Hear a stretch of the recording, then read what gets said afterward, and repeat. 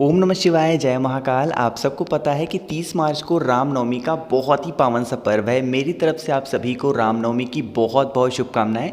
भगवान राम की कृपा आप सब पर हमेशा बनी रहे, ठीक है। तो इस पूरी वीडियो में हम लोग बात करेंगे कि आपको हवन कब करना है, हवन का सही समय क्या है, कौन सा खराब मुहूर्त है जिसको हम लोग भद्रा बोलते हैं या फिर राहु काल बोलते हैं, उस टाइम पे हवन भूल कर भी मत करना। पूरी बात बताऊंगा बहुत ही विस्तार से, सिर्फ सुनते जाएं, समझने की कोशिश करिएगा, ठीक है। लेकिन उससे पहले आप वीडियो को लाइक कर दीजिए। आवाज़ जो भी लोग पहली बार सुन रहे हैं, चैनल को सब्सक्राइब ज़रूर करिएगा, ठीक है। पहले आपको मैं बताने जा रहा हूँ कि जिसको हम लोग भद्रा बोलते हैं या फिर आप कह सकते हैं राहु काल का जो समय है, उस टाइम पे भूल कर भी आपको हवन नहीं करना है। वो कौन सा समय है, बहुत ध्यान से सुनिएगा। दोपहर में 1:35 से लेकर के और दोपहर के जो है 3:07 के बीच में आपको हवन बिल्कुल भी नहीं करना है। इस चीज़ का ध्यान रखना है ना। देखो, बहुत सारे लोग कहेंगे भैया हमारे यहाँ पंडित जी इस टाइम पे आते हैं, अब क्या करें, हम लोग हवन कराना पड़ेगा, मजबूरी है, अगर वो नहीं कराएंगे तो वो चले जाएंगे, है ना, प्रॉब्लम होती है। तो अगर आपको इसके बीच में हवन कराने की ज़रूरत पड़ जाती है, किसी भी वजह से आप हवन कराते हैं ना, तो एक चीज़ का ध्यान रखना, जो भी पंडित, जो भी ब्राह्मण आपके घर में हवन को कराएंगे, जब हवन संपन्न हो जाए, पूरा हो जाए, तो बिना अपने घर से खाना खाए उनको वापस मत जाने देना। उनसे कहना भले ही आप एक ही पूरी खाओ, लेकिन मेरे घर पे खाना खाना ही पड़ेगा, कुछ किसी भी हाल में कुछ भी हो जाए, ठीक है। उससे क्या होगा कि आपको जो भी दोष होगा, जो भी गलत समय पे आप अगर हवन कराएंगे, तो वो आपको दोष नहीं लगेगा, ठीक है। बात आई समझ में। चलो, अब मैं आपको यहां पर बताने जा रहा हूं कि आपको हवन करते टाइम कौन कौन सी चीज की जरूरत पड़ने वाली है, जिससे आपको लाभ बहुत ज्यादा होगा, ठीक है। पहले आपको बता दूं कि आप उसके लिए परेशान मत होना कि मेरे पास ये नहीं मिल पाया, क्या करें। जो भी चीज आपको आसानी से मिल जाए इनमें से, उसका यूज कर लेना, ठीक है। चलो, स्क्रीन पर आपको लकड़ी दिख रही होगी, ये है आम की लकड़ी, तो आप आम की लकड़ी लेना। फिर आपको यहां पर दिख रहा है कपूर, कुछ टुकड़े कपूर के लेना, 2 से 3 टुकड़े, जिससे आप आम की लकड़ी को जला सकें, है ना। आगे बढ़ें। फिर यहाँ पर आपको ज़रूरत होगी इस तरीके से नीम की लकड़ी की, मात्र एक ही लकड़ी ले लेना, लेकिन ले लेना, ठीक। आगे बढ़ें।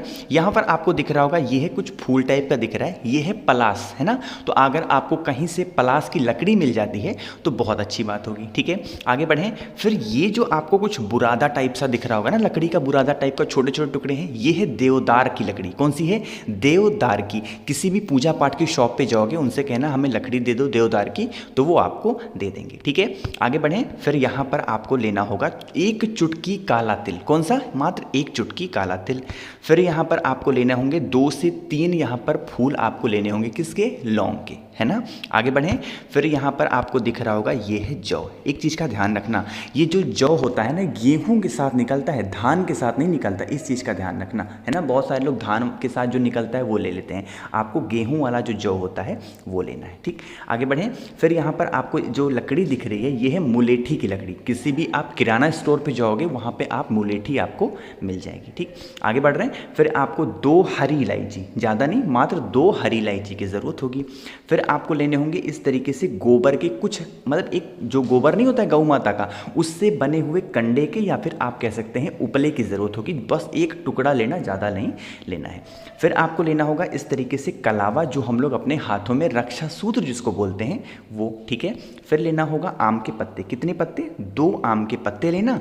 साथ ही साथ आपको 2 सुपारी भी लेनी होगी। सुपारी एक आती है खाने वाली, एक आती है पूजा पाठ में इस्तेमाल वाली। तो आपको खाने वाली नहीं लेनी है, जो सुपारी पूजा पाठ में यूज़ होती है वो सुपारी लेना, ठीक है। फिर बढ़े आगे। फिर आपको यहाँ पर दिख रहा होगा, ये है बताशा, है ना, चीनी या फिर आप कह सकते हो शक्कर, उसको आप गला करके बनाते हैं इसको, तो आप बतासा लेना, ठीक है।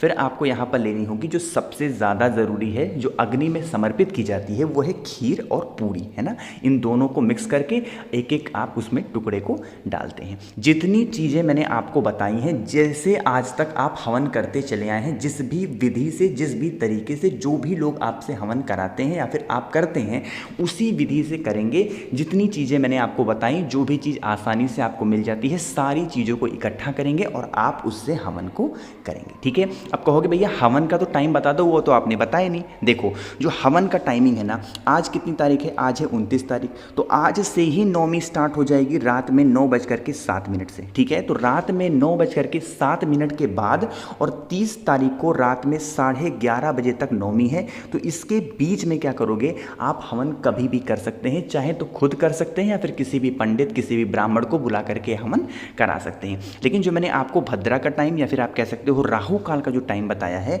वो है आपको 1:35 से लेकर के और 3:07 के बीच में हवन बिल्कुल भी मत करना। बाकी आप कर सकते हैं, कोई दिक्कत नहीं, ठीक है, बात आई समझ में। अब जो और बताने जा रहा हूँ वो मेरी बात बहुत ध्यान से सुनिएगा। जब आप इस तरीके से हवन, आपके पास ऐसे तो होगी हवन, है ना, तो आप क्या करेंगे, इस पर 7 टीका, 7 बिंदी आपको किसी भी चंदन से, चाहे तो लाल चंदन या फिर पीले चंदन से सबसे पहले आप लगा देंगे, ठीक है।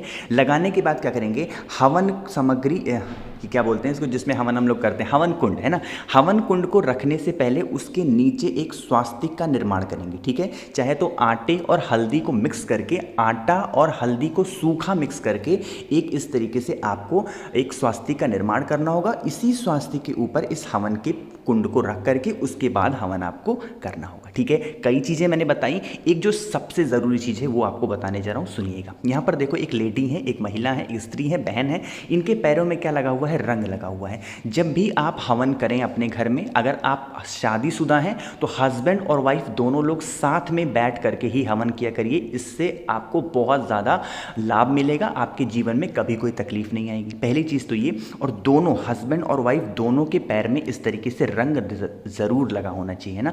रंग लगना हमारे सनातन धर्म में एक मान्यता मानी गई है, एक शुभ संकेत माना जाता है कि आप सभी बिल्कुल खुश हैं, ठीक है। तो रंग ज़रूर लगाइएगा हवन को करने से पहले, ठीक। बहुत सारी चीज़ें मैंने आप सबको बताई हैं, सारी चीज़ें उम्मीद करता हूँ समझ में आई होंगी आपको, जो भी मैंने टाइमिंग बताई है।